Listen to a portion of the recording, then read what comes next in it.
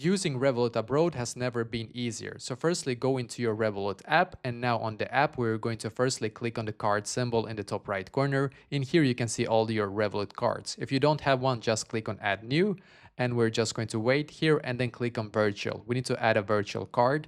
And now on this page right here, you can just click on Get Card for free, as you can see, and you will be able to have a virtual card. But I already have one, so I'm just going to go back to this page, and then I'm going to click on my virtual card here.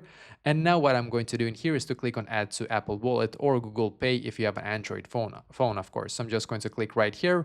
And on this page, I just simply need to click on Next, and then I have to wait for it to add. It might take a couple of minutes.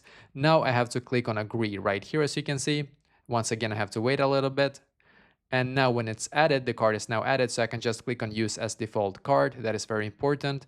And I'm just going to show you the step number 2. Go into Settings on your phone right here, and then I'm just going to scroll down and click on Wallet and Apple Pay. There is one more thing we need to enable, and just click on your Revolut card here, and then click on Express Travel. So we can just enable our Revolut card here as well. Just wait a couple of seconds, and should be enabled here. Yep, perfect. So now when it's done, I can just double click on my power button here on my iPhone.